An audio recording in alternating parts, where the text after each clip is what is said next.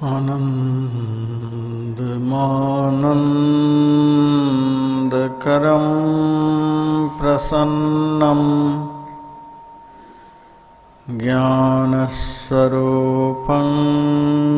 निजबोधरूपं योगेन्द्रमीड्यं भवरोगवैद्यं श्रीमद्गुरुं नित्यमहं नमामि। यस्याङ्घ्रिपङ्कजपरागपरप्रभावात् भूत्वा कृतिकृतिमतां श्रुतिमाचरामि तं सद्गुरुं सततसर्वसुखं सदग्र्यं वन्दे सदा विमलबोधघनं विचित्रम्। वन्दो गुरुपदकञ्जकृपासिन्धुनररूपहरि महामोहतमपुञ्ज जासुवचनरविकर्णिकर।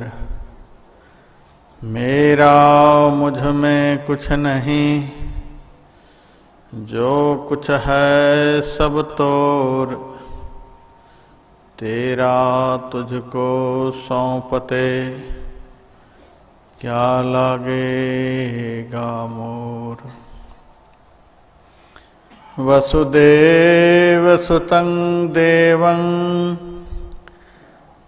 कंस चाणूरमर्दनं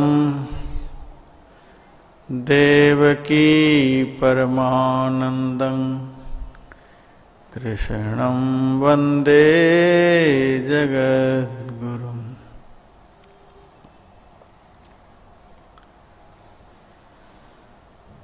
पंचदिवसीय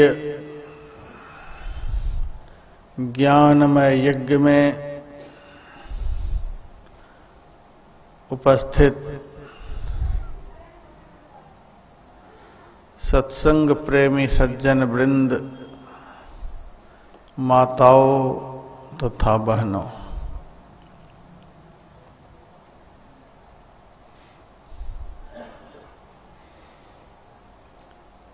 प्रतिदिन आप लोग मेरे मुंह के माध्यम से जगत गुरु भगवान श्री कृष्णचंद्र का उपदेश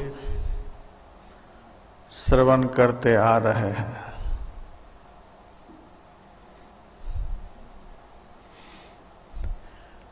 प्रतिदिन मैं देखता हूं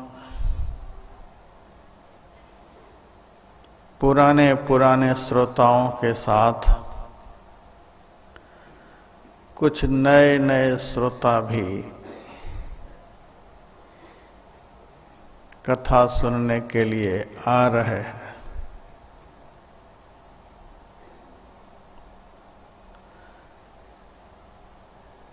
मेरे मन में रहता है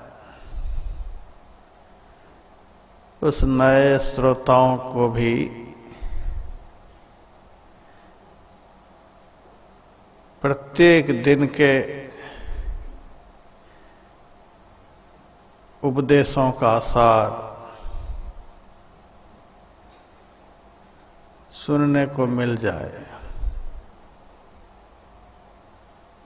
बहुत संक्षेप में मैं बताऊंगा। पहला दिन भगवान श्री कृष्ण का उपदेश सुनाया गया था। हे अर्जुन, तू संसार में आसक्त नहीं होकर, विषय भोगों में आसक्त नहीं होकर मेरे में आसक्त हो जाओ। संसार में जो भी लोग अपने को संसार में आसक्त कर लिया, अपने मन को विषय भोगों में आसक्त कर लिया, उनकी बड़ी दुर्गति हुई है और उनका भविष्य जीवन अंधकारमय हो गया है। इसीलिए भगवान ने कहा, मेरे में आसक्त हो जाओगे तो मेरा बन जाओगे, मुझे प्राप्त करके समस्त दुखों से सदा सदा के लिए मुक्त हो जाओगे। इसीलिए मेरे में आसक्त हो जाओ। दूसरे दिन की कथा का सार भगवान ने अर्जुन को सुनाया। मेरे 4 प्रकार के भक्त होते हैं। एक तो वह जो केवल अपना संकट टालने के लिए मेरा भजन करते हैं और कोई खास उद्देश्य नहीं होता है। धन पाने के लिए मेरा भजन करते हैं और कोई विशेष उद्देश्य नहीं होता है। केवल मुझको समझने के लिए मेरा भजन करते हैं और कोई विशेष उद्देश्य नहीं। लेकिन चौथा भक्त जो होता है वह मेरा भजन मेरे को पाने के लिए करता है, मेरा प्रेमी बनने के लिए, मुझ में ही मन को लगाने के लिए, सब ओर से अपनी वृत्ति को हटाकर मेरे में ही अपनी वृत्ति को जोड़ने के लिए, शाश्वत सुख शाश्वत आनंद को पाने के लिए मेरा भजन करता है। वह मेरा ज्ञानी भक्त है और वह भक्त मुझको बहुत प्रिय है। भक्त सब हैं, धन चाहने वाले भी भक्त ही हैं। संकट टल जाए वह भी मेरे भक्त ही है। मेरे विषय में ज्ञान हो जाए वह भी मेरे भक्त ही है। लेकिन प्रिय भक्त नहीं है। प्रिय भक्त वह है जो एकमात्र मुझे प्राप्त कर लेने के लिए मेरे से ही दिन रात प्रेम करते हैं। यह दूसरे दिन की कथा का सार आप लोगों को सुनाया। तीसरे दिन भगवान ने अर्जुन से कहा, मेरा भजन करते हो अच्छी बात है, मेरे साथ रहते हो अच्छी बात है, मेरी कथा सुनते हो अच्छी बात है, मेरा नाम लेते हो अच्छी बात है, लेकिन मैं कौन यह यदि नहीं जानते हो तो विशेष अच्छी बात नहीं है। मुझको समझना भी पड़ेगा कि मैं कौन हूं, मेरा स्वरूप क्या है। और भगवान ने संक्षेप में अर्जुन को यह बताया कि मैं पत्थर नहीं हूं, पत्थर में मैं रहता हूं। सब में है खुदा तो पत्थर में खुदा नहीं, पत्थर में खुदा है, पत्थर खुदा नहीं। जैसे मेहंदी में लाली होती है, गन्ना में रस होता है, मिठाई में मिठास होती है, काष्ठ में आग होती है, फल में रस होता है, वैसे ही समस्त संसार में मैं अव्यक्त रूप से विराजमान होता हूं।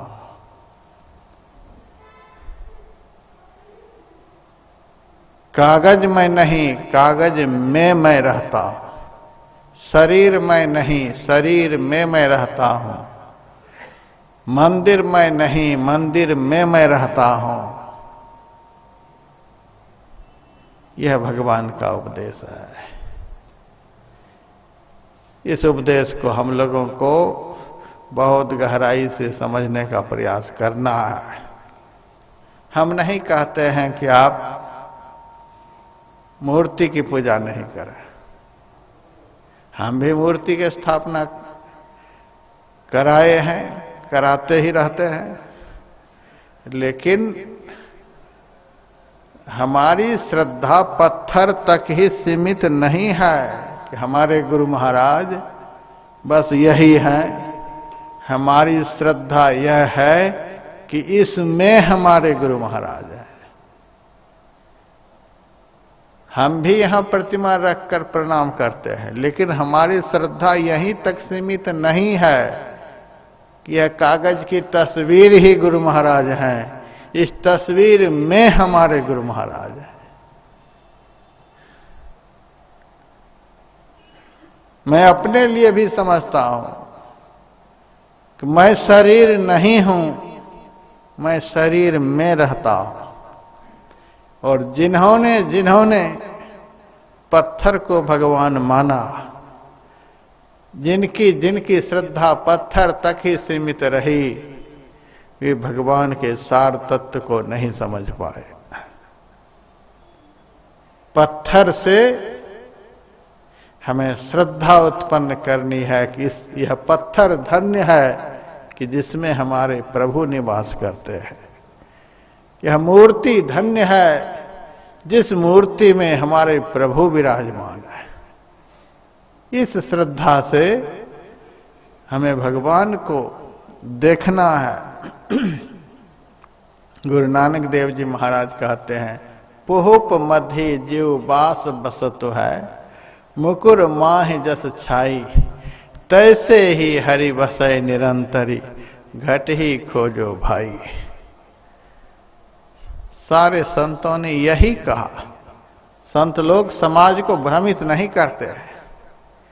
बाकी कथाकार लोग जो धर्म के माध्यम से अपनी झोली भर रहे हैं, वे समाज को भ्रमित करते हैं। बस यही भगवान है। इस तीर्थ में जाओ भगवान का दर्शन हो जाएगा, उस मंदिर में जाओ दर्शन हो जाएगा। सच्चे भक्त जो हुए वो कहीं गए नहीं। वे तो जहां भगवान मिलते हैं वहां गए, अर्थात वे बाहर नहीं गए, वे भीतर चले गए। वे अंदर की तरफ चले गए। उन्होंने अंदर की यात्रा तय कर ली। हम लोग बाहर बाहर भटक रहे हैं। इसका अंत नहीं है। जहां दर्शन होता है, जिस तरह से दर्शन होता है, जहां जाकर दर्शन होता है, वही शिक्षा भगवान कृष्ण ने अर्जुन को दी है।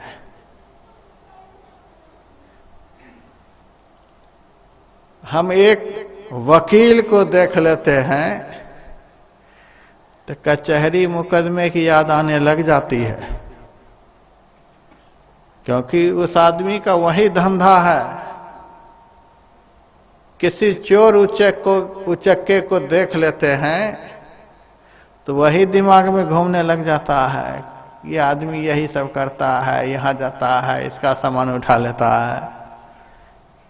किसी डॉक्टर को देख लेते हैं तो रोगियों की याद आने लग जाती है, दवा हॉस्पिटल की याद आने लग जाती है। किसी बड़े बड़े लीडरों को देखते हैं तो लीडर का जो काम है उन सारे कामों की याद आने लग जाती है। हम जिस तरह के कर्म करने वाले लोगों को देखते हैं, उस आदमी को देखकर हमारे मन में वही सब बातें घूमने लग जाती हैं। और भगवान को हम देख लें और भगवान के गुण हमारे मन में घूमने नहीं लग जाए, यह कौन सा देखना हुआ? भगवान को हम देखें और भगवदी गुण हमारे अंदर नहीं आए, हमारे मन पर भगवदी गुण का कोई असर नहीं हो, हम जैसे के तैसे ही बने रहें, इससे सिद्ध होता है कि हमने भगवान को नहीं देखा। भगवान जिसमें रहते हैं केवल उस खोल को देखा, सोल को नहीं देखा। जिन्होंने भगवान का दर्शन किया, आप उनके चरित्र को पढ़कर देखें। गुरु नानक देव ने देखा, कबीर ने देखा, सूर तुलसी ने देखा, मीरा ने देखी, ध्रुव प्रहलाद ने देखा। जिन्होंने तत्व रूप में भगवान को देखा, उनके चरित्र को पढ़कर देखें उनका जीवन कैसा बन गया। हम मंदिर में 20 बार जाते हैं, हमारे मन में कोई परिवर्तन नहीं। हम महीने में 10 दिन हरिद्वार ऋषिकेश घूम कर आ जाते हैं, हमारे विचारों में कोई परिवर्तन नहीं। वही घोड़ा वही मैदान। कब तक अपने को धोखा में रखेंगे? कब तक अपने को धोखा देते रहेंगे? ये धोखे की बात है। मिठाई आदमी खाए, मिठाई का स्वाद नहीं मिले। नमकीन आदमी खाए, नमकीन का स्वाद नहीं मिले। फल का रस आदमी पिए, लेकिन उस रस का स्वाद नहीं मिले। यह कैसी बात है? क्या स्वप्न देख रहे हैं? उसी तरह से भगवान का दर्शन आदमी करे और भगवान का आनंद उसे प्राप्त नहीं हो, भगवान का दर्शन आदमी करे और भगवान की शांति उसके जीवन में नहीं आए, भगवान का दर्शन करे और भगवान में जो सुख विराजता है वह सुख उसको प्राप्त नहीं हो, यह कैसा दर्शन है? हम लोगों को भ्रमित नहीं होना है। भगवान श्री कृष्ण ने साफ साफ कह दिया, इंद्रियों के माध्यम से मुझे कोई नहीं देख सकता।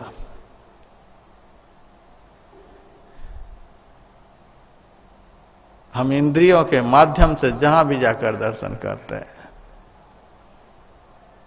भगवान राम ने भी हनुमान जी से साफ साफ कह दिया, जैसे अर्जुन को भगवान कृष्ण ने साफ साफ कह दिया कि इंद्रियों के माध्यम से जो कुछ तुम देख रहे हो वह मैं नहीं हूं, उसी तरह से राम ने भी हनुमान जी से कहा, कान से जो सुन रहे हो वह मैं नहीं हूं। अशब्दम स्पर्श मरूपम अव्ययम तथा रसम नित्यम गंधवच्चयत अनाम गोत्रम मम रूपमीदृशम भजस्व नित्यम पवनात्मजार्तिहन। हाथ से जो तुम मुझे छू रहे हो वह मैं नहीं हूं, आंख से जो देख रहे हो वह मैं नहीं हूं, मुंह से जो मेरे से बातचीत कर रहे हो वह मैं नहीं हूं, नासिका से जो हमारी देह की गंध तुम्हें मिल रही है वह मैं नहीं हूं, मेरा नाम लेकर जो तुम पुकार रहे हो, राम राम कह रहे हो, वह मैं नहीं हूं। मेरा कोई नाम नहीं, मेरा नाम तो किसी ने रखा है। नाम रखने वाला पहले से होता है, मेरे से पहले का कौन है जो मेरा नाम किसी ने राम रख दिया, मेरा नाम किसी ने कृष्ण रख दिया। यह तो संत महापुरुषों ने हमारे गुण के आधार पर हमारा नाम रखा है। मैं सब में रमन करता हूँ, सब जगह रमन करता हूँ, इसीलिए संतों ने ऋषियों ने हमारा नाम राम रख दिया। हम सबके चित्त को आकर्षित करते रहते हैं, इसीलिए भक्तों ने संतों ने मेरा नाम कृष्ण रख दिया। हम सबका कल्याण करने वाले हैं, इसीलिए भक्तों ने मेरा नाम शिव रख दिया। हमारे में अपार शक्ति है, इसीलिए भक्तों ने हमारा नाम दुर्गा रख दिया, शक्ति रख दिया। हम सबको मोहित करने वाले हैं, इसीलिए भक्तों ने हमको मोहन कह दिया। हमारे अंदर जो गुण है, हमारी गुणवत्ता के आधार पर संतों ने, महापुरुषों ने मेरा नाम रखा है। नहीं तो मेरा नाम कौन रख सकता, मेरे से पहले का कौन है। इस प्रकार से भगवान ने भगवान राम ने हनुमान जी को अपना स्वरूप का ज्ञान दिया। यह तो बहुत प्राचीन उपदेश है। वही उपदेश मेरे माध्यम से भगवान कृष्ण आप लोगों को सुना रहे हैं। बहुत दिनों से आप लोग कथा सुन रहे हैं, इसीलिए भगवान आपको दिग्भ्रमित करना नहीं चाहते हैं। तो तीसरे दिन का यही उपदेश था कि किसी भी इंद्रियों के माध्यम से जो तू मुझे देख रहे हो, वह मैं नहीं हूं। मैं पत्थर नहीं, पत्थर में, मैं काठ नहीं, काठ में, मैं कागज नहीं, कागज में, मैं मंदिर नहीं, मंदिर में, मैं देह नहीं, देह में। रोज यहां पर आरती हो रही है। तुम हो एक अगोचर सबके प्राणपति, किस विधि मिलो दयामय, तुमको मैं कुमति। तुम हो एक, आरती में गा रहा है। हमने तो भगवान को 100 बना लिया। ये भगवान, ओ भगवान, ओ भगवान। यहीं पर एक भगत के घर में गया था, पूरा घर भगवान था। मैं कुछ भी नहीं बोला। भगत जी ने कहा, महाराज आप कुछ नहीं बोले, आपको मेरा मंदिर कैसा लगा? मैंने कहा मंदिर कैसा लगेगा, आप मंदिर बनाया है कि आपने तो बाजार बसाया है। महाराज हमने बाजार बसा दिया का, और क्या? किस मूर्ख ने आपको बताया कि भगवान 1000 हैं, ईश्वर 50 हैं? किसने बता दिया आपको? किस शास्त्र में लिखा हुआ है?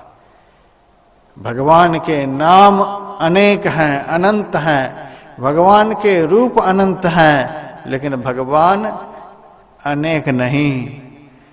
अनेक में एक है, एक में अनेक है, अनेक में एक को देख भाई। भगवान तो ऐसे है, तूने तो बाजार बना रखा है। तब उस भगत ने मेरे से कहा, महाराज बाजार तो इसीलिए लगाया है 50-60 भगवान में से 10-20 नाराज भी हो जाएंगे तो कुछ तो बचेंगे। अब ऐसा हिसाब किताब भक्तों का है, उनको कैसे समझाया जाए।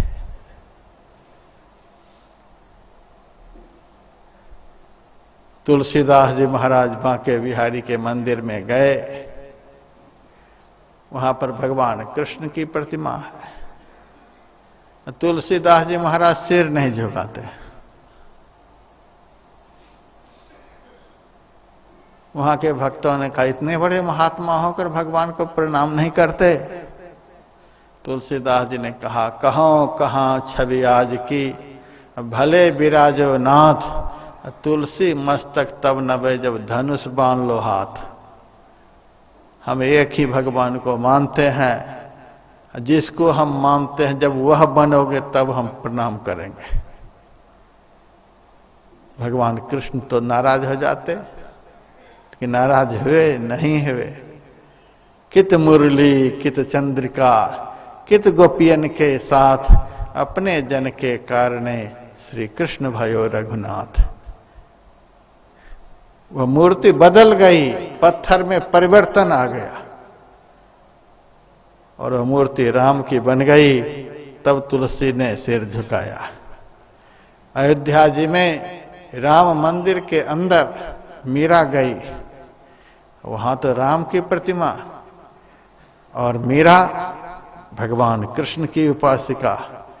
वहां जाकर मीरा कहती है, सारी दुनिया से भटकती हुई मैं आपके पास आई हूं और आप अपना रूप बदल कर मेरे सामने खड़े हैं, दया नहीं आती है आपको।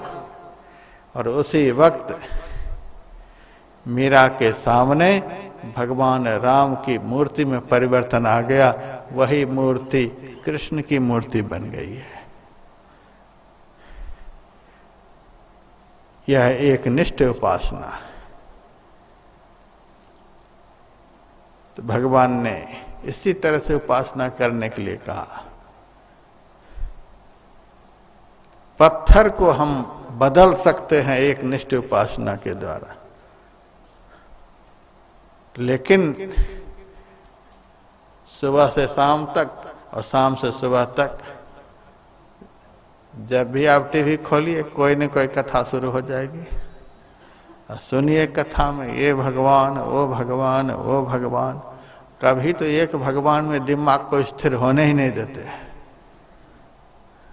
दिमाग को तो पागल बनाकर आजकल के धार्मिकों ने रख दिया है। दिमाग कहीं एक जगह स्थिर होने ही नहीं देता है, और एक जगह कहीं स्थिर कर भी देता है तो बस रूप तक ही उनकी श्रद्धा को सीमित करके छोड़ देता है। उस रूप के भीतर जो अरूप समाया हुआ है वहां तक दिमाग को पहुंचने नहीं देता है। तो भगवान ने तीसरे दिन के उपदेश में अर्जुन को बताया कि तुम जो मेरे रूप को देख रहे हो वह मैं नहीं हूं, इस रूप में मैं रहता हूं, उस रूप का तुम ज्ञान करो। वह रूप कैसा है भगवान ने कह दिया, वह अजन्मा है, उसका जन्म नहीं होता है। वह अनंत है, उसका कहीं से अंत नहीं है, वह सब जगह है। वह अव्यय है, वह सदैव एक समान रहता है, उसमें कोई परिवर्तन नहीं होता है, और वह सबसे उत्तम है। एक क्षर पुरुष है, दूसरा अक्षर पुरुष है, तीसरा पुरुषोत्तम है। शरीर को क्षर पुरुष कहा गया, शरीर में रहने वाले जीव को अक्षर पुरुष कहा गया, और जिसके द्वारा इस अक्षर का पोषण होता है उसको पुरुषोत्तम परमात्मा कहा गया है। भगवान ने कहा मैं वह पुरुषोत्तम परमात्मा हूं। चलिए अब आज की कथा सुनिए।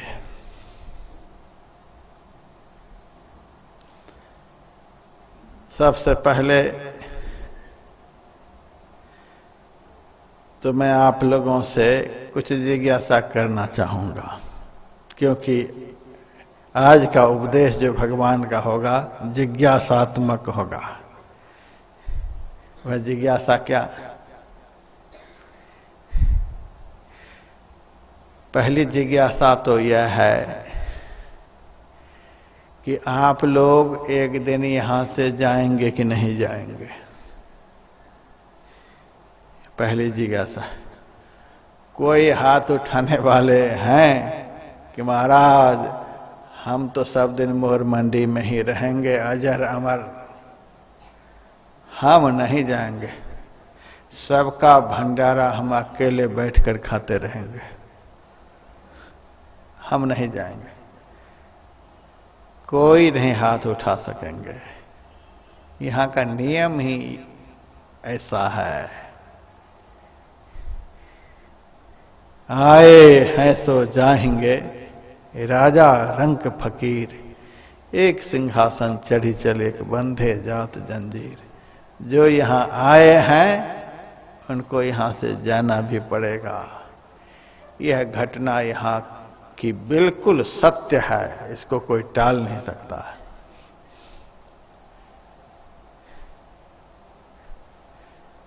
सब हर समय तैयार रहिए, जाने के लिए हर समय तैयार रहिए। जैसे खाने के लिए हर समय तैयार है, जब चाय आ जाए सामने तुरंत पी जाओ।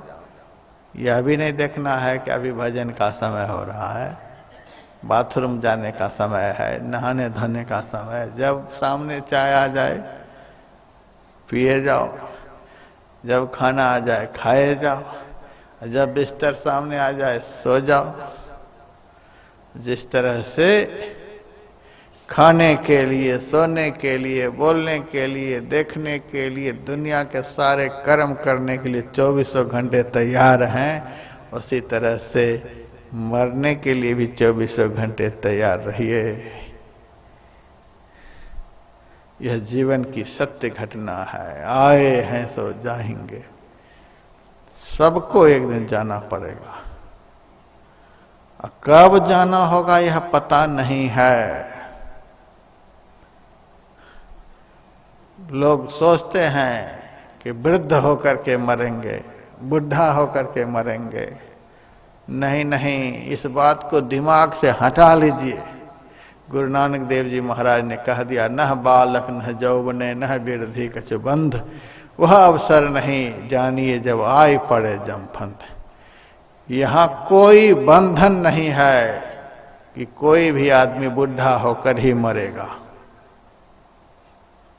आप लोग तो दिन रात देख ही रहे हैं, कितने तो माता के गर्भ से ही चले जाते हैं। कोई बाहर निकल कर चले जाते हैं, कोई 2-4 साल रहकर चले जाते हैं, कोई 10-20 साल रहकर चले जाते हैं, कोई 40 साल में, कोई 60 साल में।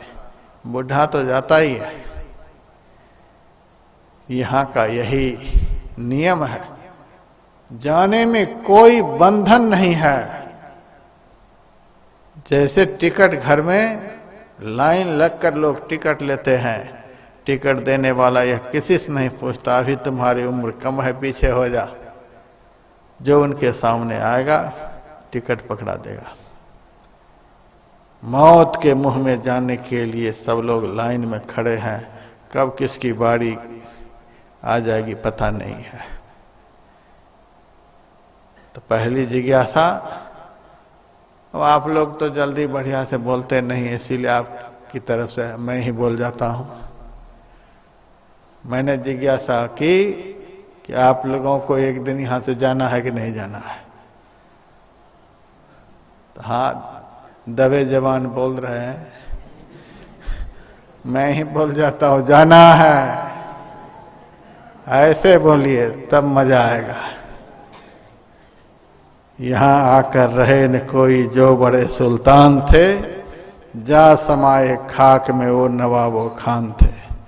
ताज जर्री से जरे वे चमकते थे बरक बस, सब तरह से पास जिसके ऐश के सामान थे। 4 दिन नौबत बजाकर अपने अपने चल दिए, चाहे बेईमान थे चाहे वे ईमान थे। यहाँ का यह नियम है, जाना ही पड़ेगा। तो पहली जिज्ञासा यह कि जाना ही पड़ेगा, यह समाधान हो गया कि जाना ही पड़ेगा। बिल्कुल तैयार रहिएगा। जमदूत को प्रतीक्षा नहीं करनी पड़े, मुगदर नहीं ठोकना पड़े कि मैं कह रहा हूं तो आनाकानी कर रहा है। बिल्कुल तैयार रहना है। तो पहली जिज्ञासा का यही समाधान है, एक दिन सबको जाना है। अब दूसरी जिज्ञासा है कि मरने के बाद किसके पास जाना है। किसके पास जाने से अच्छा रहेगा? राक्षस के पास जाने का विचार है कि प्रेत के पास जाने का विचार है कि गाय भैंस के पास जाने का विचार है कि अपने मरे हुए बाप के पास जाने का विचार है? सबसे बढ़िया किसके पास जाकर के होगा? किसके पास जाने से सबसे बढ़िया किसके पास जाने से होगा? यह भी तो तय कर लेना होगा। मरने के बाद तो यह तय करना नहीं है, इसी जीवन में यह भी तय कर लेना है कि मरने के बाद हमें कहाँ जाना है। यह ठौर ठिकाना जीते जी बना लेना होगा। संत कबीर ने कह दिया, करो रे बंदे वा दिन की तदबीर। उस दिन का उपाय कर लो। जाना तो है ही, लेकिन जाना कहाँ है? अंधेरे में मत चले जाओ, ठौर ठिकाना बना लो। आप लोग घर से चलते हैं तो दिमाग में ठिकाना नहीं बना लेते हैं? सद्भावना हॉल में जाना है, कैसे घुस गए यहाँ करके? दिमाग में तो ठिकाना बना ही लेते हैं कि वहां हमको जाना है। आप लोग घर से जैसे निकलते हैं तो दिमाग में ठिकाना तो बना ही लेते हैं कि वहां जाना है, लेकिन मरने के बाद कहाँ जाएंगे यह दिमाग में क्यों नहीं ठिकाना बनाते? यह ठिकाना तो सबसे आवश्यक है। जाना तो एक दिन है ही, लेकिन कहाँ जाना है यह ठिकाना कब बनाएंगे? यह उपाय कब करेंगे? मरने के बाद। मरने के बाद यह नहीं होता है, इसी जीवन में होता है। मेरे से तो किसी ने पूछा, एक को तो सिंहासन पर लेकर जाने वाला टीटी आता है और एक को जंजीर में जकड़ कर ले जाने वाला टीटी आता है। आप लोगों का विचार किस तरह से जाने का है? जंजीर में जकड़ कर जाने का विचार है, सिंहासन पर चढ़कर जाने का विचार है? विचार तो होगा सिंहासन पर ही चढ़ने का। विचार ऐसा होना भी चाहिए। मनुष्य शरीर पाकर के भी यदि सिंहासन पर चढ़कर हम नहीं गए तो हमारी मानवता को धिक्कार है। घोड़े गधे की तरह हम सड़ते गलते हुए दुख भोगते हुए चले गए, ये कौन सा जीवन है? जंजीर में बंधकर कौन जाना चाहेंगे? कोई भी नहीं जाना चाहे। पाप करने वाला भी जंजीर में जकड़ कर जाना नहीं चाहता है। लेकिन भगवान कृष्ण ने यह भी कह दिया, ऊर्ध्वं गच्छन्ति सत्वस्था। सिंहासन पर चढ़कर जाना है तो कैसे जाएंगे? भगवान ने रास्ता बता दिया, ऊर्ध्वं गच्छन्ति सत्वस्था। जिसका मन सदैव सत्य गुण में रहता है उसका शरीर त्याग के बाद ऊर्ध्वगमन होता है। स्वर्ग नरक का तो विश्लेषण हमारा हाथ करता है। किसी धर्मात्मा आदमी का शरीर जब पूरा होता है तो तुरंत हमारा हाथ कहता है, वह आदमी बड़ा धर्मात्मा हो तो सीधा स्वर्ग गया होगा। हाथ ऊपर चला जाता है। कोई पापी जब मरता है तो देखिए हाथ क्या करता है, बड़ा पापी था वह तो सीधा नरक में गया होगा। हाथ नीचा चला जाता है। तो नरक नीचे की तरफ है, स्वर्ग ऊपर की तरफ है। और स्वर्ग में यह भी देखना है कि क्या सब नहीं है, नरक में क्या सब नहीं है। हम बता देंगे, अपने टिकट मिल जाएगा आप लोगों को। स्वर्ग में 4 चीजें नहीं होती हैं। स्वर्ग में अंधेरा नहीं होता है। स्वर्ग में अपवित्रता नहीं होती है।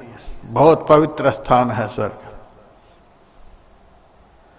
स्वर्ग में कोई पराया नहीं होता है और स्वर्ग में दुख नहीं होता है।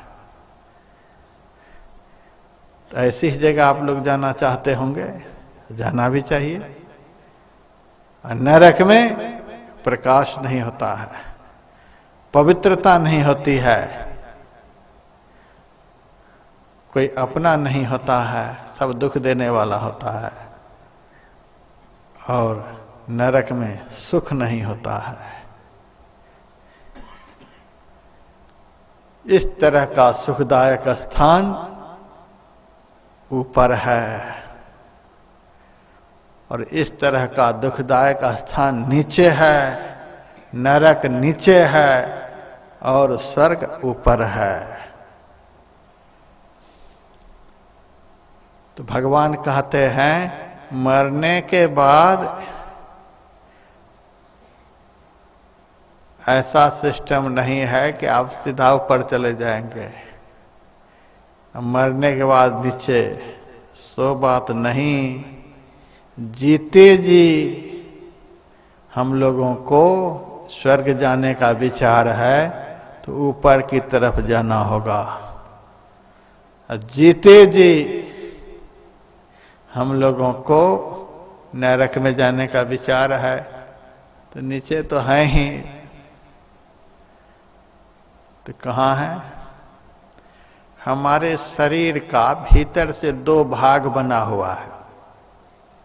बाहर से तो बिल्कुल एक जैसा लगता है, ये आदमी आ रहा है, लेकिन भीतर से इसका दो भाग है। आंख से नीचे का भाग पिंड कहलाता है और आंख से ऊपर का भाग ब्रह्मांड कहलाता है।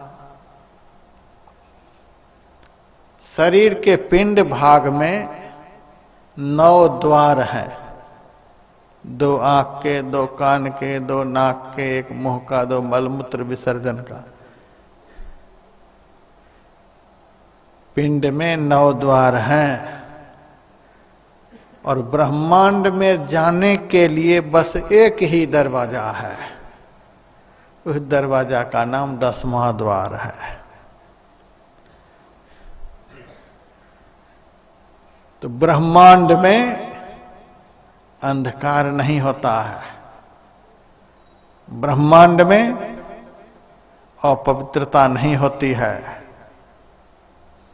ब्रह्मांड में जो प्रवेश कर जाएगा तो उसे किसका दर्शन होगा? ब्रह्म का। ब्रह्मांड का अर्थ ब्रह्म का लोक, पिंड का अर्थ दुखमय लोक, तमस प्रधान लोक। तो ब्रह्मांड में जो प्रवेश करेगा उसको अपना प्रभु का दर्शन होगा और ब्रह्मांड में जो प्रवेश कर जाएगा उसका दुख खत्म हो जाएगा।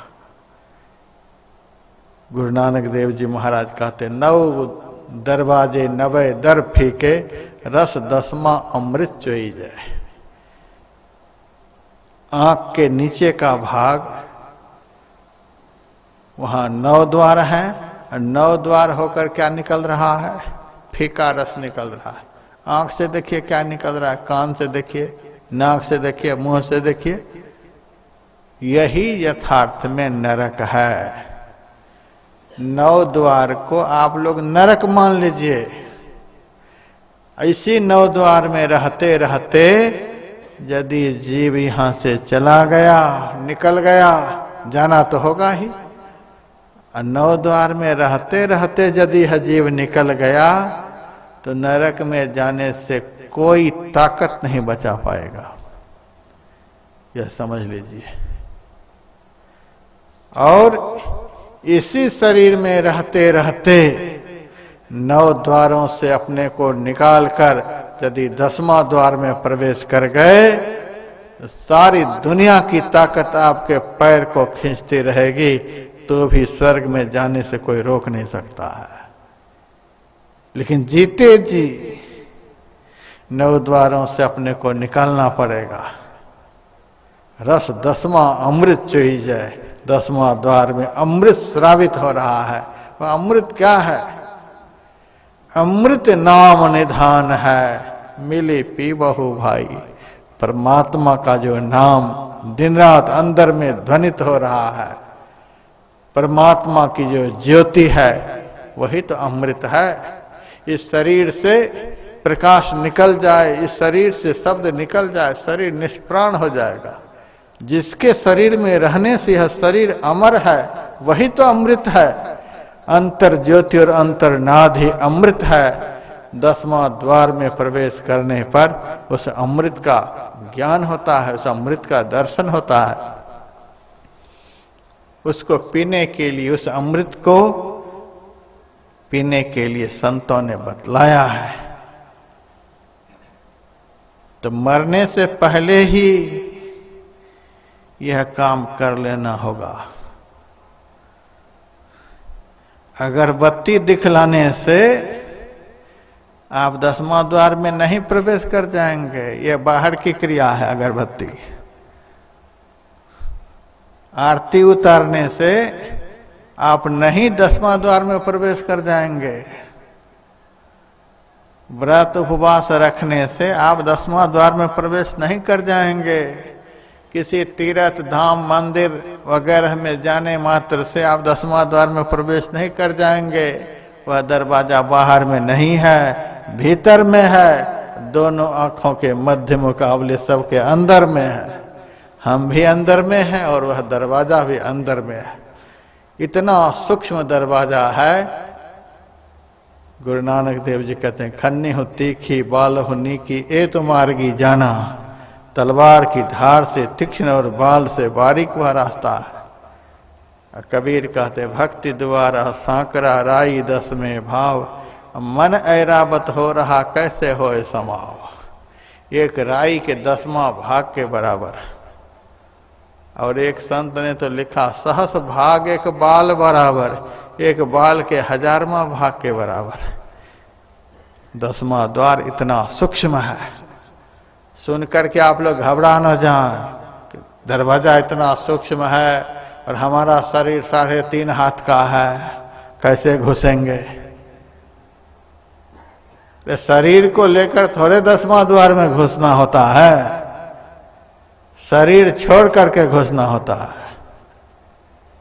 बिन पाहन की राह है, बिना पैर का वह रास्ता है। उस दरवाजा में शरीर नहीं घुसता है। उस दरवाजा में हम घुसेंगे। हम शरीर नहीं है, हम चेतन आत्मा हैं। हम चेतन आत्मा उस रास्ता से भी बहुत सूक्ष्म है। रास्ता तो बताया एक बाल के 1000वां भाग के बराबर, और यह चेतन का स्वरूप बताया बालाग्र 7 सहस्रम, एक बाल के 100,000 भाग के बराबर हम हैं। यह चेतन आत्मा एक बाल के हजारों हजार भाग से भी ज्यादा सूक्ष्म है। रास्ता 1000 भाग के बराबर है, 100,000 भाग से भी ज्यादा सूक्ष्म हम हैं। हम काहे के लिए परेशान हो रहे हैं कि हम कैसे घुसेंगे। हम अपने को नहीं जानते हैं, इसीलिए परेशान हैं।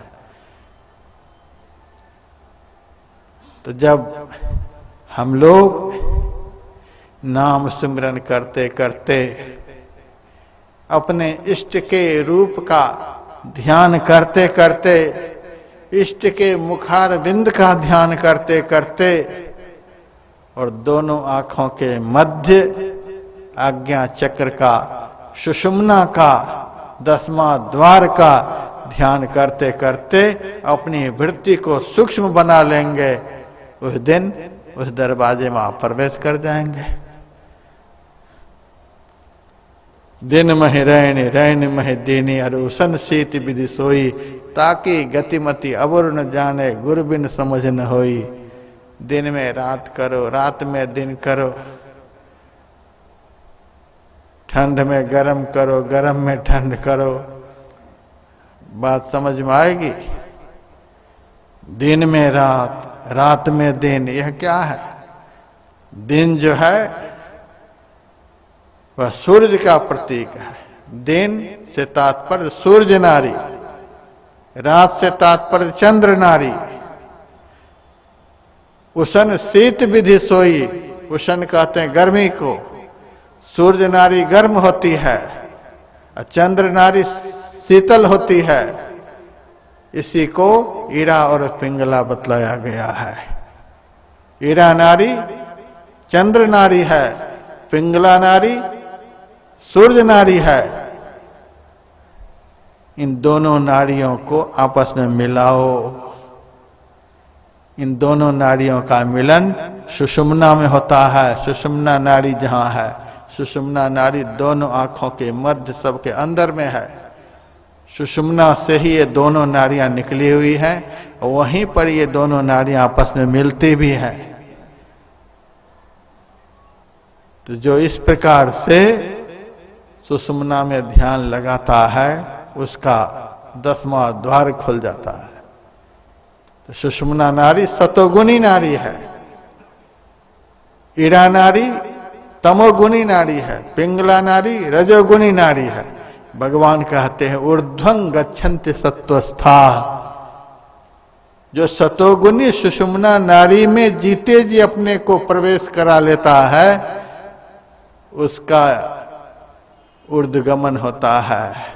शरीर में रहते हुए वह स्वर्ग का सुख भोगता है, स्वर्ग के सभी देवताओं का दर्शन करता है, स्वर्ग का आनंद वह प्राप्त करता है।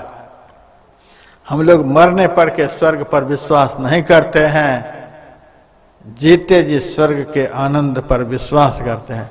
साधु संत मरने पर के स्वर्ग वैकुंठ पर विश्वास नहीं करते। तो प्रोफेसर बनना चाहता है आदमी जीते जी, डॉक्टर बनना चाहता है आदमी जीते जी, वकील बनना चाहता आदमी जीते जी, पुत्रवान बनना चाहता आदमी जीते जी, धनवान पहलवान बनना चाहता आदमी जीते जी। स्वर्ग वैकुंठ की बात करो तो मरने के बाद ये सब कुछ जीते जी। अजहु मिला सो तबहु मिलेगा, नहीं तो जमपुर बासा। जीते जी सब काम करना है। भगवान श्री कृष्ण ने वही उपदेश दिया है, जीते जी। भगवान किसी भक्त को यह नहीं कहा मरने के बाद आम का पौधा लगाओ अभी, फल खाओ मरने के बाद, भजन करो अभी, दर्शन होगा मरने के बाद। ऐसा नहीं होता है, जीते जी। कबीर साहब कहते हैं कह कबीर अब जानिया, जब जानिया तो मन मानिया, मन माने लोग ना पति जाए तो क्या की जाए। जीते जी ऐसा होता है। लोग मरने पर यज्ञ करते हैं इसलिए मरने के बाद स्वर्ग में जाएंगे, तब करते हैं इसीलिए कि मरने के बाद वैकुंठ में जाएंगे। इस बात को दिमाग से आप लोगों को निकाल लेना है। यदि भगवान पर भरोसा है, संत के वचनों पर भरोसा है, तो इस बात को दिमाग से निकाल लेना है कि मरने के बाद हम वैकुंठ में जाएंगे, स्वर्ग में जाएंगे। मरने के बाद स्वर्ग वैकुंठ मिलता है? कदापि नहीं। इसी जीवन काल में स्वर्ग प्राप्त होता है, इसी जीवन काल में वैकुंठ प्राप्त होता है, इसी जीवन काल में भगवत प्राप्ति होती है। मरने पर नहीं कुछ होगा। जीते जी कुछ कर नहीं पाए, मरने के बाद आप वैकुंठ चले जाएंगे। जब हमारी देह में पूरी ताकत है तब तो कुछ नहीं कर पाए, जब शरीर जल करके राख हो जाएगा तब मरने के बाद हम वैकुंठ की तैयारी करेंगे। इस भ्रम में किसी को नहीं रहना है। जो कहता है मरने के बाद जाएंगे, उनकी बात पर कभी विश्वास मत करना। राजस्थान में एक संत वे दादू दयाल जी महाराज, उन्होंने कहा है जीवत छूटे देह गुण, जीवत मुक्ता होय, जीवत काटे कर्म सब मुकति कहावे सो। मुआ पीछे मुकति बतावे, मुआ पीछे मेला, मुआ पीछे अमर अभय पद, दादू भूले गहला। वह भ्रम में पड़ा हुआ है जो मरने के बाद की मुक्ति पर भरोसा करता है। और भगवान शिव ने ब्रह्मा जी का पिंड पाते न या मुक्तिर सा मुक्तिर न तुमन्यते, देह त्याग के बाद जो मुक्ति मिलती है वह असली मुक्ति नहीं है। जीते जी ऊर्ध्वं गच्छन्ति सत्वस्था, वह भक्त स्वर्ग में जाता है, सुखमय लोक में जाता है, जो इसी जीवन काल में भजन के द्वारा अपने वृत्ति को ऊर्ध्वगमन करा लिया, अपने मन को सतोगुणी बना लिया। मन सतोगुणी होता है सुषुम्ना में प्रवेश करने पर। सुषुम्ना नारी सतोगुणी नारी है, ईड़ा नारी तमोगुणी नारी है, पिंगला नारी रजोगुणी नारी है। इन दोनों नारियों के मिलने के बाद तब सुषुम्ना नारी जागृत होती है, तब वृत्ति पूर्ण रूपेण सतोगुणी हो जाती है। तो इस प्रकार से साधना के द्वारा जिन्होंने अपने मन को ऊर्ध्वगमन बना लिया वह जीते जी स्वर्ग में, स्वर्ग का आनंद वह भोगता है। एक संत हुए थे जिनका नाम धरणीदास जी महाराज। वे रोज इसी तरह से कथा सुनाया करते थे। एक दिन अपने भक्तों से कहा, देखो जी, बड़े बड़े अतिथि कथा में आते हैं, तुम लोग उनको बैठने के लिए जगह नहीं देते हो, हमको अच्छा नहीं लगता। तुम लोग थोड़ी सी जगह पीछे छोड़ करके बैठो, आगे नई चादर बिछा दो। बड़े बड़े अतिथि आकर के बैठते हैं। भक्तों ने जगह छोड़ दी, आगे नई चादर बिछा दी, पीछे बैठ गए। कथा शुरू हो गई और कथा समाप्त भी हो गई, आरती भी हो गई। न कोई आए न कोई गए, किसी ने नहीं देखा। आरती के बाद धरणीदास जी से भक्तों ने पूछा, महाराज आए गए कोई नहीं और हम लोगों को भी आपने पीछे बिठा दिया, चादर बिछवा लिया। आगे बैठते थे तो हम लोगों को आनंद आता था सुनने में, आपने बहुत पीछे बिठा दिया, आया कोई नहीं। धरणीदास जी ने कहा, आए थे सब, लेकिन तूने देखा नहीं। हमने कहाँ देखा कि सब आए? जो सब यहाँ आए वह इस आंख से दिखलाई नहीं देते हैं। स्वर्ग में रहने वाले देवता आंख से नहीं दिखलाई देते हैं। स्वर्ग में रहने वाले देवता दिव्य दृष्टि से दिखलाई देते हैं। 10वां द्वार में प्रवेश करने पर ब्रह्म ज्योति का दर्शन जिनको हो जाता है, उनकी अंदर की आंख खुल जाती है। उस अंदर की आंख से सूक्ष्म देवताओं का दर्शन होता है और आत्मदृष्टि से, दिव्य दृष्टि से भी आगे है आत्मदृष्टि, उस आत्मदृष्टि से परमात्मा देव का दर्शन होता है। तो तुम लोगों के पास वह दृष्टि है। यहाँ सब देवता आए थे, सब यहाँ बैठे थे, सब यहाँ सत्संग सुन करके यहाँ से चले भी गए। तो जिन्होंने जीते जी इस प्रकार के स्वर्ग को प्राप्त कर लिया, उस महापुरुष के दर्शन के लिए स्वर्ग के देवता भी आते हैं। स्वर्ग के देवता भी उनका सम्मान करते हैं। भगवान कहते हैं, ऊर्ध्वं गच्छन्ति सत्तस्ता, मरने से पहले ठिकाना बना लो। और यदि ऊपर नहीं जा सके तो कम से कम बीच में तो जरूर रहना चाहिए। मध्य तिष्ठन्ति राजसाः, भगवान ने एक रास्ता निकाला। चलो, उतना भजन नहीं कर पाते हो, घर गृहस्थ आश्रम में फंसे पड़े हो, तो कम से कम बीच में तो रहो। कम से कम मनुष्य देह को तो सुरक्षित करके रखो। बड़े बड़े बनिया लोग कहते हैं कि पूंजी लौटे नाचे साव।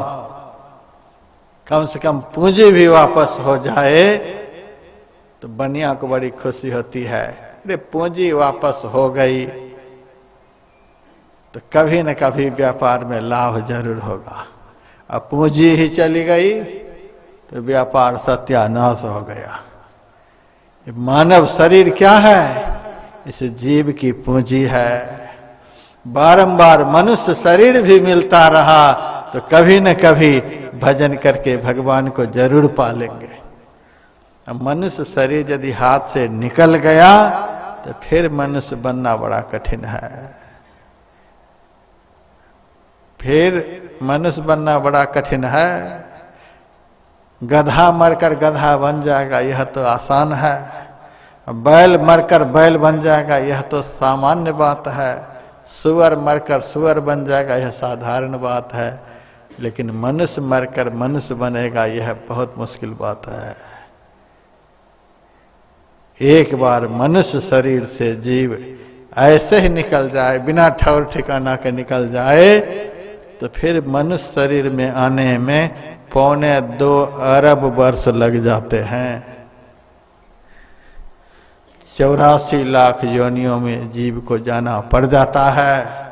84 लाख योनियों को पार करने में 2.25 अरब वर्ष, वह भी हम दावा नहीं कर सकते कि मनुष्य बन ही जाएंगे। परमात्मा की कृपा जिस जीव के ऊपर होती है वही जीव मनुष्य देह को प्राप्त करता है। अपनी इच्छा से 84 लाख योनि में भटकने के बाद भी मनुष्य नहीं बन सकते हैं। एक ही जन्म में जीव इतना पाप कर लेता है कि इस जीव को परमात्मा मानव जन्म देते ही नहीं। 84 लाख योनियों में भटकते भटकते वह पाप खत्म होता है। एक ही जन्म में जीव इतना पाप कर लेता है, तो कम से कम मनुष्य शरीर तो बचा लो, इसको भी खत्म करो, पूंजी भी गायब करो। पूंजी को बचा लो। भगवान कहते मध्य तिष्ठन्ति राजसाः, यदि 10वां द्वार में हम प्रवेश नहीं कर सके, उस सूक्ष्म मार्ग में हम अपने को प्रवेश नहीं करा सके, तो कम से कम उस मार्ग को देखने के लिए प्रयास तो सारे जीवन करते रहें। नहीं जा सके लेकिन प्रयास तो करते रहे। जो प्रयास करते भी रहेंगे तो नरक में नहीं जाएंगे। अर्जुन ने भगवान से पूछ दिया, हम भजन करते रहे और आपको नहीं प्राप्त कर सके, ऊपर के लोकों में नहीं जा सके, और भजन करते करते ही बिना कुछ देखे ही केवल प्रयास ही करते रह गए और शरीर मेरा पूरा हो गया, तो हमारी क्या गति होगी? जैसे हवा के तेज झोंके से बादल तितर बितर हो जाता है, वैसे ही हमारी दुर्गति तो नहीं हो जाएगी। तो भगवान ने भजन करने वाले को आश्वासन दिया। 10वां द्वार में हम प्रवेश करके दिव्य दर्शन कर लिया, यह तो भजन का फल हमको मिल गया। जो उस दरबार में प्रवेश करने के लिए सारे जीवन कठोर प्रयास करता रहा, उसी को तो भक्त कहते हैं। भजन पहले करना होता है, उसके बाद भजन का फल पाना होता है। पेड़ लगाएंगे, पेड़ को सींचेंगे, प्रतीक्षा करेंगे, पेड़ में फूल को देखेंगे, फल को देखेंगे, फिर कभी फल पकेगा तो खाएंगे। तो पेड़ लगाना, पेड़ को सींचना, पेड़ को बढ़ाना, पेड़ के फूल को देखना, पेड़ के फल को देखना, यह है भजन। फल पक गया, उसको खा लिया, यह हो गया भजन का फल। जो भजन करेगा वही तो भजन का फल प्राप्त करेगा। तो जिस भजन के द्वारा आत्म साक्षात्कार होता है, ऊर्ध्वगमन होता है, 10वां द्वार में प्रवेश होता है, वह भजन करना पड़ेगा सारे जीवन।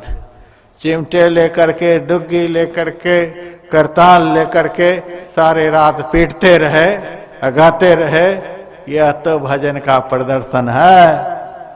इस धोखे में किसी को नहीं रहना है कि हम बहुत भजन कर रहे हैं।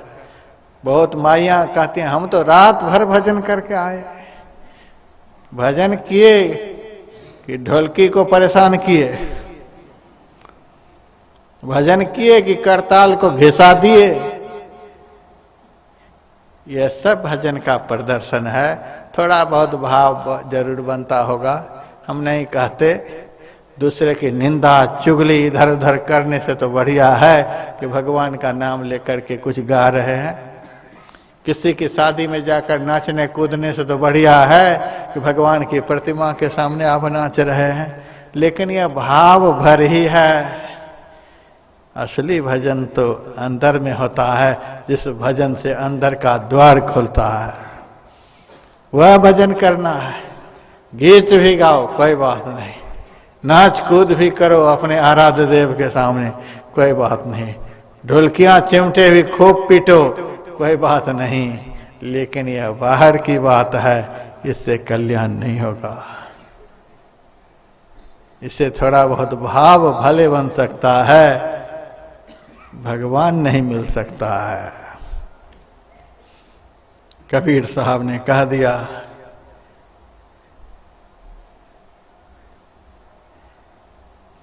तीरथ व्रत हो जप तप संजम, यह करनी मत भूलो हो। कर्म फंद में जुग जुग पड़ी हो, फिर जोनी में झूलो। ना कछु नाचे ना कछु गाए, ना कछु घंट बजाए हो। ना कछु नेति ना कछु धोती, ना कछु नाचे गाए हो। सिंगी सेलही विभूतियों बटुआ, साईं स्वांग से न्यारा हो। कहे कबीर मुक्ति जो चाहो, मानो बचन हमारा हो। इन सब काम से वे मिलने वाले नहीं। साईं स्वांग से न्यारा हो। इन आडंबर पाखंड से परमात्मा बहुत दूर हैं। लड़ाई हो रही है पाकिस्तान के बॉर्डर पर, और गोली चला रहे हो मोर मंडी में,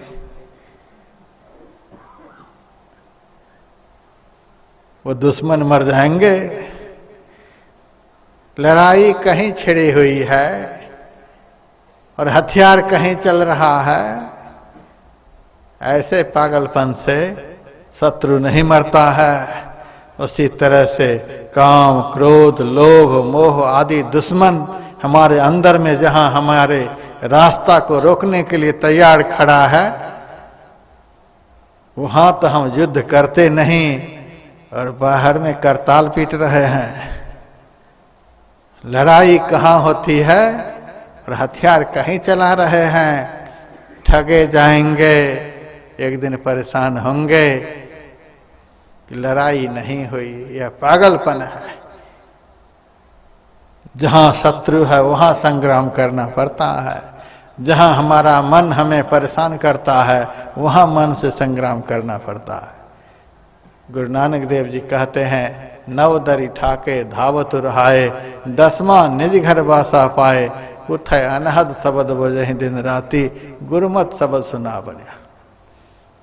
9 द्वारों में जब तक हम रहेंगे, मन धावत रहाए, दौड़ लगाता रहेगा।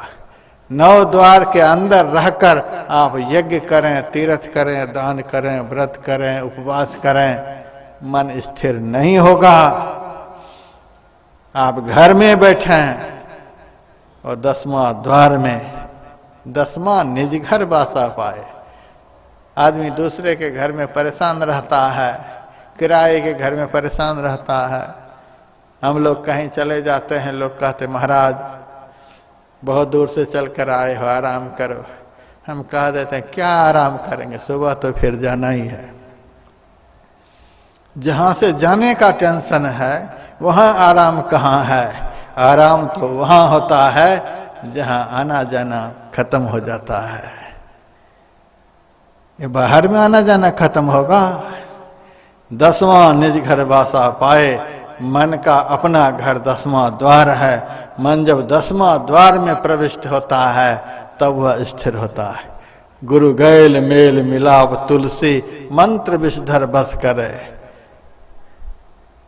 रामकृष्ण परमहंस कहते थे, सांप जब बाहर में रहता है तो टेढ़ा मेढ़ा चलता है, और जब बिल में प्रवेश कर जाता है तो सीधा हो जाता है।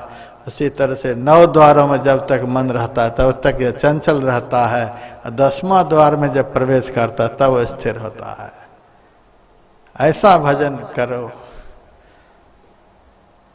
ऐसा भजन करते करते यदि मर भी गए तो भगवान कहते हैं, कौनते प्रति जाने ही नमे भक्त प्रणस्ति। यदि 10वां द्वार में प्रवेश करने के लिए सारे जीवन प्रयास करते रह गए, प्रवेश नहीं कर पाए, प्रयास भी करते रहे, भगवान कहते हैं मेरे भक्त का कभी नाश नहीं होता है। उस भक्त का नाश नहीं होगा, वह दुर्गति में नहीं जाएगा। जाएगा कहाँ? भगवान कहते हैं, प्राप्य पुण्य कृता लोकान शित्वा शाश्वती समा, सुचिनांग श्रीमतांग के ही योग भ्रष्टो विजायते। शरीर उसका छूटेगा और वह जाएगा कहाँ? विशाल स्वर्ग में। कुछ दिनों तक वहां रहेगा। स्वर्ग में जाएगा वह, लेकिन सब दिन वाला स्वर्ग में नहीं जाएगा, थोड़े दिन वाला स्वर्ग में जाएगा। और फिर वहां से वह नीचे आएगा, लेकिन नीचे कहाँ आएगा? पवित्र कुल में, जिस घर में पवित्र आचरण होता है, खाना पीना रहना सारा आचार विचार व्यवहार पवित्र होता है, ऐसे घर में जन्म होगा। आज बाप भजन करता है तो बेटा नहीं करता है, पति भजन करते तो पत्नी नहीं, पत्नी भजन करती है तो पति नहीं, बिना तालमेल का घर में लोगों का जन्म हो गया। महाराज क्या करें, भजन करने नहीं देते, परेशान करते रहते हैं, दुख देते रहते हैं, सब अलग अलग विचारधारा के हैं, ऐसे घर में जन्म नहीं होगा। यदि भजन करते करते, जो भजन मैंने बताया वह भजन करते करते यदि शरीर पूरा हो गया, स्वर्ग में जाना होगा। थोड़ा सा मजा तो भगवान चखा ही देंगे। स्वर्ग जाने वाला भजन किया है तो थोड़े दिनों तक स्वर्ग का मजा चखा दो। लेकिन भगवान कहते हैं कि पूरा मजा तब मिलेगा जब भजन में पूरा होगा। अभी अधूरा भजन है तो इसीलिए अधूरा सुख मिला, अधूरा स्वर्ग। चलो नीचे उतरो, फिर प्रयास करो, पवित्र कुल में जन्म होगा, धनवान घर में जन्म होगा। आप लोग खूब मजे से खा रहे हैं, पी रहे हैं, इस रोटी के लिए, इस घर के लिए। आज लोग देखिए कितने परिश्रम कर रहे हैं, दिन रात जी तोड़ परिश्रम, तब भी भरपेट नहीं खा पाते हैं। लोगों के पास घर नहीं है, कपड़े नहीं पहन पाते हैं। आप लोगों को इतनी सुविधा है, कैसे यह सुविधा मिली है? कुछ कारण तो जरूर है। तप चुक राज, भजन करते करते भजन में पूरे नहीं हुए, चूक गए। इतने से भी आपको राज सुख मिला है। बढ़िया घर है आप लोगों के पास, कपड़े की कोई कमी नहीं, खाने पीने की कोई कमी नहीं, किसी को खाने के लिए नहीं मिल रहा है, किसी से खाया नहीं जा रहा है, इतनी सारी सुविधा है। तो भगवान ने पिछले परिश्रम के फल से आपको इतनी सुविधा दी है। इतनी सुविधा के बाद भी हाय हाय अभी भी पेट नहीं भर रहा, और चाहिए और चाहिए और चाहिए। तो तप चुक राज, और यह राज सुख मिल गया है पिछले जन्म के पुरुषार्थ से। तो राज चुक नरक, फिर दुर्गति समझ लीजिए। एक संत सुना रहे थे, एक मदारी गया भेड़ बकरी बंदर आदि को लेकर नचाने के लिए। तो रास्ते में एक अच्छे संत मिले, पेड़ के नीचे बैठे हुए थे। तो मदारी भी संत के पास जाकर बैठ गए। संत ने पूछा, अरे भेड़ बकरी बंदर भालू साथ में रखता है, क्या करता है इसको रखकर? मदारी ने कहा, अरे महाराज इसी से तो हमारा काम चलता है, इसको नचाता हूँ, खेल दिखाता हूँ, लोग खुश होकर के कोई अनाज देता है, कोई पैसा देता है, कोई कपड़ा देता है। ये नाचता है, खेल दिखाता है? हाँ, मुझे नहीं दिखाओगे? तो मदारी सोचता है ये महात्मा खेल तो देख लेगा, लेकिन देगा क्या है तो कुछ नहीं, समय खपाएगा। लेकिन सोचा साधु महात्मा है, बात नहीं सुनेंगे, यदि इनकी दृष्टि फिर गई तो सब खेल खत्म हो जाएगा। चलो थोड़ी देर खेल दिखलाई देते हैं। खेल दिखला दिया, महात्मा जी खुश हो गए। सही में तुम्हारा बंदर बहुत अच्छा नाचता है, भालू अच्छा नाचता है। अच्छा तो नाचता है, लेकिन हमको फायदा क्या मिला? अच्छा फायदा भी चाहिए, करो आंख बंद। दुनिया के लोग तो दिखा करके देते हैं, यदि साधु प्रसन्न हो जाए तो ऐसे देते हैं कि लेने वाले को पता भी नहीं चलता है। आंख बंद कर। आंखों को बंद कर लिया। थोड़ी देर के बाद कहा खोलो आंखों को। आंखों को खोल दिया। जैसे आंखों को खोलता है, बकरी गाय, भेड़ गायब, बंदर भालू सब गायब हो गया। मदारी मन में सोचता जो भी था वो भी गया। तब तक अपनी देह की तरफ ध्यान गया। अरे हमारे शरीर पर तो राजसी पोशाक है, माथे पर हाथ गया, अरे माथे पर तो मुकुट है, महात्मा ने तो हमें राजा बना दिया। लेकिन यह राजा किस काम का जिसको राज्य ही नहीं। तब तक 150 लोग हाथी लेकर के रथ लेकर पहुंच गए। देखो राजा साहब महात्मा के पास बैठा हुआ है, यहाँ काहे के लिए बैठा हुआ है, वहां सिंहासन खाली पड़ा हुआ है। रथ पर बिठाया, बड़ा आदर के साथ लेकर जाने लगा। महात्मा जी ने कहा राज सुख तो दे दिया, लेकिन उस सुख को पा करके भजन को नहीं भूल जाना। थोड़ी देर मेरे सामने आंख बंद किया, ध्यान किया, तो मैंने तुमको राजा बना दिया। अब राजा बन करके आंख बंद करना मत बंद करना, इस अभ्यास को करते रहना। लेकिन उन्होंने सुना नहीं। राजमद में आकर के महात्मा की बात को कौन सुनता है। सुना नहीं, चला गया, राजा बन गया, खूब मौज उड़ा रहा है। और तब तक उनका ध्यान गया, हमारा पड़ोसी राज्य जो है हमसे भी ज्यादा धनवान है, इसके ऊपर चढ़ाई करता हूं। यदि वह राज्य भी हमारे राज्य से मिल जाता तो मैं सुखी हो जाता। चढ़ाई कर दी और उस राज्य को जीत लिया। तब तक तीसरे राज्य पर ध्यान गया, उस पर चढ़ाई कर दी, उसको भी जीत लिया। महात्मा के आशीर्वाद से राजा बना है, गाड़ी कहीं रुकती ही नहीं। राज्य पर राज्य, राज्य पर राज्य बढ़ाता चला गया। आखिर में एक राज्य ऐसा मिला जिससे बारंबार हार जाए। इतने सारे को जीत लिया, उससे उनको सुख नहीं मिल रहा है। एक जो नहीं जीता जा रहा उससे परेशान है। देखिए आदमी की मानसिकता, इतना मिल गया उससे खुश नहीं, थोड़ा सा मन के मुताबिक जो नहीं मिल रहा है उससे परेशान है। अब परेशान होकर के एक दिन मन में हुआ, जिस महात्मा की दया से इतना सब कुछ मिला, अब वही महात्मा जब आशीर्वाद देंगे तब यह राज्य जीता जाएगा। चलते हैं उसी महात्मा के पास। आ गए उसी महात्मा के पास। अरे बहुत दिन के बाद आया है। हाँ महाराज, बहुत बड़ा राज्य का विस्तार हो गया, आपकी दया से बहुत कुछ हो गया महाराज। समय नहीं मिल रहा था, मेरे कारण ही इतना सब कुछ मिला, और अब मेरे लिए ही समय नहीं। अच्छा अच्छा ठीक है, और बता कैसे आया है। क्या बताऊं महाराज, आपकी दया से बहुत राज्य को अपने राज्य से जोड़ लिया। अब एक राज्य ऐसा जबरदस्त है वो जीता नहीं जा रहा है। तो महात्मा जी ने कहा तो क्या करूं। महाराज आप आशीर्वाद दो कि वह राज्य भी हम जीत लें। ठीक है ठीक, कर आंख बंद।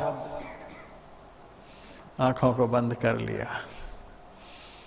2 मिनट के बाद कहा खोलो आंखों को। आंखों को खोल दिया। जैसे आंखों को खोलता वही झोला, वही डंडा, वही भेड़, वही बकरी, बंदर भालू सब सामने खड़ा है। अब मजा आ गया उसको। अरे महाराज, खोदा पहाड़ निकली चहिया। बहुत आस लगा करके आया था महाराज, आपने क्या बना दिया। संत ने कहा तुम्हारे भाग्य में शांति नहीं है, तुम्हारे भाग्य में सुख नहीं था। कितनी देर नाच दिखलाया था और उसके बदले में कितना सुख मैंने तुमको दिया, लेकिन उतना सुख देने के बाद तुमको तो भजन करना चाहिए था। पहले तो 2 रोटी के लिए चौराहे चौराहे पर भटकता फिर रहा था, अब राज्य दे दिया तो भी तू भटकता ही रहा। अब तुम्हारे कर्म में वही लिखा हुआ है जो पहले कर रहा था। जा बंदर भालू को नचाता, यही तुम्हारे कर्म में है। तो भगवान भी देखते हैं कि थोड़ा सा भजन किया था तो स्वर्ग में थोड़ी देर के लिए भेज दिया, धनवान कुल में जन्म दे दिया, बहुत बढ़िया व्यापार चल रहा है, बहुत व्यवस्था में जी रहा है, तो भी दिन रात हाय हाय, जो 10 20 50 भय सत होई, 1000 तो लाख मंगेगी, कोटि अरब खरब असंख्य धरापति होने की चाह जगेगी, पृथ्वी पाताल हो राज करा, तृष्णा अधिकी अति आग लगेगी, सुंदर एक संतोष बिना सठ, तेरी तो भूख कभी न बुझेगी। इतना देने के बाद भी रोटी की कोई कमी नहीं, कपड़े की कोई कमी नहीं, दवाई की कोई कमी नहीं, घर की कोई कमी नहीं, फिर भी हाय हाय। एक आदमी को मैंने देखा दरवाजे पर रो रहा था, घर मकान बड़ा आलीशान था, किसी भी बात की कमी नहीं है, तो भी रो रहा था। मैंने कहा इतना सब कुछ है फिर भी इतना रो रहा है, इतना परेशान क्या हो गया, अभी भी कोई कमी है? कहता महाराज धन तो मेरे पास बहुत है, आपसे मैं क्या छिपाऊं, 8 पीढ़ी के लोग बैठ करके खाएंगे, इतना धन मेरे पास है। तो फिर क्यों रोता है? 9वीं पीढ़ी के लिए। ये मानसिकता लोगों की, इसी मानसिकता के कारण आदमी दुखी है। धनहीन कहे धनवान सुखी, धनवान कहे सुख राजा को भारी, राजा कहे चक्रवर्ती सुखी, चक्रवर्ती कहे सुख इंद्र को भारी, इंद्र कहे चतुरानन सुखी, चतुरानन कहे सुख विष्णु को भारी। सब एक दूसरे के सुख को देख देख करके दुखी हो रहे, वह हमसे ज्यादा सुखी, वह हमसे ज्यादा सुखी, अपना सुख दिखता ही नहीं किसी को। तुलसीदास विचारी कहे, हरि भजन बिना सब लोग दुखारी। तो भगवान देखते हैं इनके कर्म में सुख नहीं लिखा हुआ है। तब चुकराज, किसी का जन्म यदि धनवान घर में हुआ है, सारी व्यवस्था है, तो उनको ज्यादा भजन करना पड़ेगा, गरीब को तो करना ही पड़ेगा, उनको ज्यादा भजन करना पड़ेगा, क्योंकि राज चुक इतनी व्यवस्था देने के बाद भी भगवान को भूल गए, तो राज चुक नरक, और फिर नरक की तैयारी। तो भगवान कहते हैं फिसलना नहीं, स्वर्ग का मजा चखा दिया है, और देवताओं के लिए दुर्लभ जो मनुष्य का शरीर है वह शरीर भी दे दिया है, अब चूकना नहीं। 4 बांस 24 गज, अंगुल अष्ट प्रमाण, एते पर सुल्तान है मत चुको चौहान।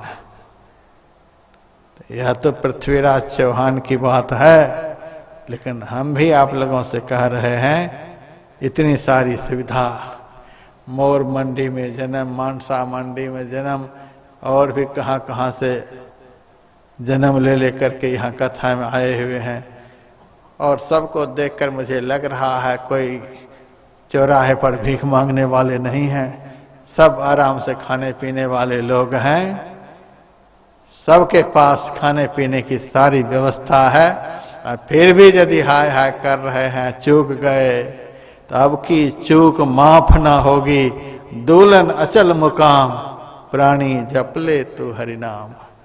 अब की चूक माफ नहीं होगी, यह सुन लीजिए, अब हम लोगों को चूकना नहीं है। यदि नहीं चूकेंगे, फिर से लग जाएंगे, तो भगवान कहते मध्य तिष्ठन्ति, मनुष्य जीवन बरकरार रहेगा। चूक गए तो अधो गच्छन्ति तामसा, अधोगमन हो जाएगा, दुर्गति में चले जाएंगे। चूकना नहीं है।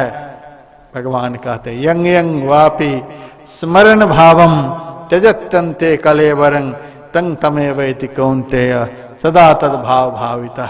अंत काल में जीव जो जो भावना करता है उसी भावना के अनुरूप उसे शरीर मिलता है। जैसी भावना वैसा शरीर मिल जाएगा। मलिन भावना तो मलिन जोनि में चले जाएंगे। पवित्र भावना मन में रखकर देह का त्याग करेंगे तो पवित्र शरीर मिलेगा। लेकिन कब अंत काल आ जाए ठिकाना नहीं है। तो अंत काल में पवित्र भावना रहे। लोग कहते हैं जब अंत काल आएगा तब मन को पवित्र कर लेंगे। नहीं नहीं, कब अंत काल आएगा पता नहीं। 24 घंटे तैयार। मौत को 24 घंटे सामने देखना है।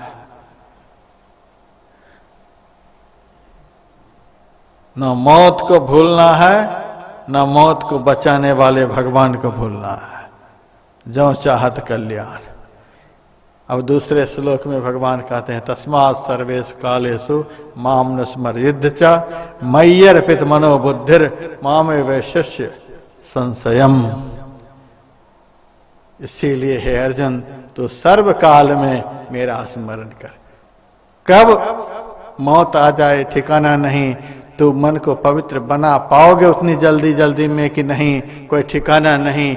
इसीलिए तू सर्व काल में मेरा स्मरण कर कि सदैव मेरा स्मरण करने वाले का मन सदैव पवित्र रहेगा।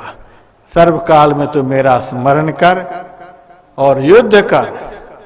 भगवान किसी को निकम्मा नहीं बनाते हैं, लेकिन स्मरण शब्द का प्रयोग पहले किया और युद्ध शब्द का प्रयोग बाद में किया। तो आप लोगों को युद्ध नहीं करना है। कथा का कोई उल्टा अर्थ न लगा ले। यहां से जाने के बाद घर में लड़ाई छेड़ दे। हाँ कथा सुन करके आए हैं, भगवान कहते भजन भी करो, आपस में लड़ते भी रहो। युद्ध का उल्टा अर्थ मत लगाना। युद्ध का अर्थ होता है संघर्ष।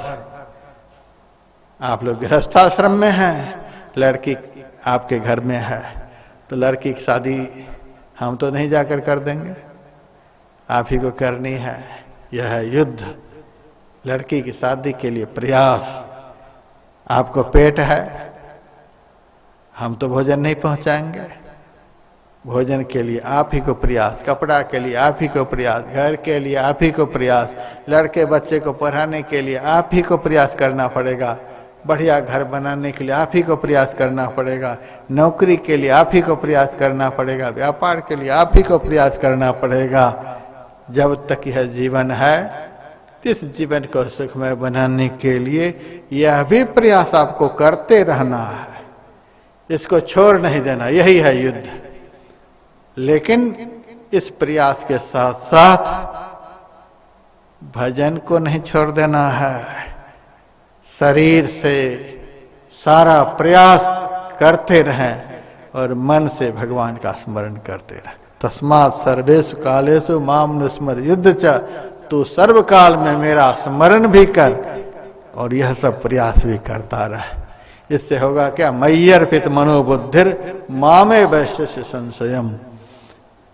इस प्रकार से मेरे में मन और बुद्धि को अर्पित करके तो एक दिन मुझे प्राप्त कर लेगा, इसमें कोई संशय नहीं है।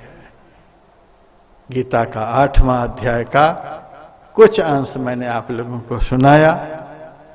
अब तो एक ही दिन बचा है। आप लोगों को अब ज्यादा टेंशन नहीं है कि महात्मा तो पिंड ही नहीं छोड़ रहा। अब तो एक दिन बचा है। खूब तैयारी से समय पर आ जाना है और भगवान का बड़ा विलक्षण उपदेश कल होगा, उस उपदेश को सुन लेना है। और चलते चलते एक से एक दिव्य साहित्य यहाँ पर आप लोगों के लिए उपलब्ध है। 2-4 पुस्तक लेकर के जाइएगा, घर में भी पढ़िएगा तो मार्गदर्शन मिलता रहेगा।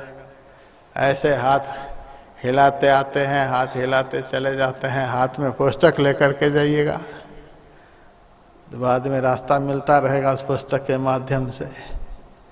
अब भगवान की आरती करें। हैं आरती करने वाले गए? हाँ हैं, आरती कर लीजिए। उसके बाद प्रसाद लेते हुए कैलेंडर तो कल आप लोगों को मिल ही गया था। जिनके पास नहीं है तो आश्रम में आकर के ले लीजिएगा, कुछ बचे हुए हैं। ओम शांति शांति शांति।